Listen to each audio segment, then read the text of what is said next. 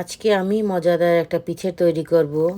এই পিঠেটা বাংলাদেশের জেলায় জেলায় কী নামে পরিচিত আমি জানি না, তবে আমি জানি এটাকে বিরিয়ানি পিঠা বলে, যেটা আমার মা ছোটোবেলায় তৈরি করে খাওয়াতেন। হ্যালো এভরিওয়ান, আসসালামু আলাইকুম। সবাই কেমন আছেন? নিশ্চয়ই ভালো আছেন। আমিও ভালো আছি আলহামদুলিল্লাহ। কাছের এবং দূরের, বিদেশ এবং দেশ, যে যেখান থেকে আমার এই ভিডিও দেখছেন সবাইকে শুভেচ্ছা এবং স্বাগতম। আজকে এই বিরিয়ানি পিঠাটা তৈরি করতে আমার কি কি লাগছে দেখুন।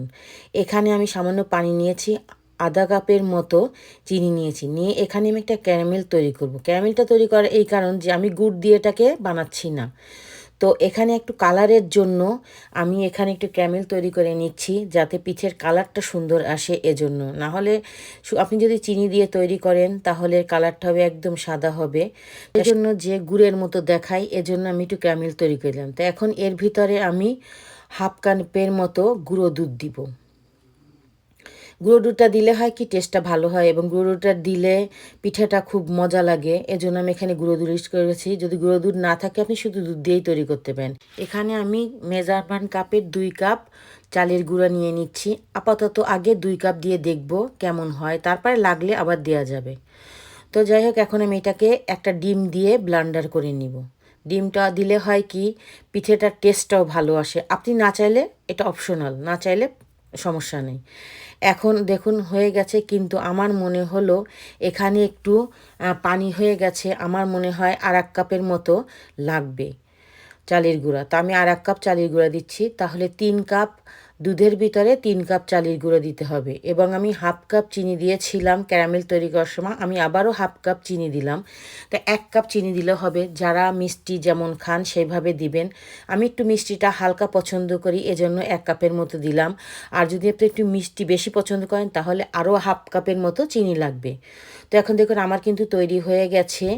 এখন পারফেক্ট হয়েছে গোলাটা, দেখুন একদম পারফেক্ট। তো এখন আমি চুলোতে তেল গরম করে নিয়েছি। আপনি কিন্তু মিডিয়াম আঁচ দিয়ে চুলার পরে তেলটা দিবেন। তো দেখুন আমি আধা ঘন্টা রেখে দিয়েছিলাম চুলার পরে তেলটা দিয়ে, এখন আমি মিডিয়াম আঁচ করে ভেজে নিব। তা দেখুন পিঠাগুলো কত সুন্দর করে ফুলতেছে, আর কতটা সুন্দর হয়েছে, কালারটাও কত সুন্দর এসেছে। দেখুন পিঠাগুলো টইটুম্বুল হয়ে গেছে ফুলে। তা আমি আপনাদের সুবিধার্থে আরও একটা বানিয়ে দেখাচ্ছি। দেখুন সবগুলা পিঠে সেম এরকমেরই হবে। তো এভাবে সবগুলা পিঠা আমি তৈরি করে নেব। দেখুন কালারটা কত সুন্দর এসেছে, পিঠাটাও কত সুন্দর হয়েছে। এখন আমি আপনাদের সুবিধার্থে আরও একটা পিঠা তৈরি করে দেখাচ্ছি, যে দেখুন কতটা সুন্দর, মানে ফুলে কি হচ্ছে, এটা একটা বড় বড় পিঠা তৈরি হচ্ছে। তাই আপনি কিন্তু চাইলে কিন্তু চামচ দিয়ে উপরে একটু তেলটা নাড়া দিলে আরও বেশি ফুলে উঠবে। তো আমি চামচ দিয়ে তেলটা উপরে দিয়েছি, দেখুন কতটা ফুলে উঠেছে। তো এভাবে আমি 4-5টা পিঠা আপনাদেরকে তৈরি করে দেখালাম। লাস্টে আমার একটু পিঠার ব্যাটার বেশি ছিল, তাই আমি বড় দেখে একটা পিঠা বানালাম। দেখতে দেখুন কত সুন্দর হয়েছে। তা আমার কিন্তু পিঠা বানানো শেষ। আমি জানি না আপনাদের কাছে এই রেসিপি কেমন লেগেছে। যদি ভালো লেগে থাকে লাইক, শেয়ার, কমেন্ট, সাবস্ক্রাইব করবেন। আমার একটা ফেসবুক পেজ আছে, ফলো করবেন। ভালো থাকবেন। আসসালামু আলাইকুম।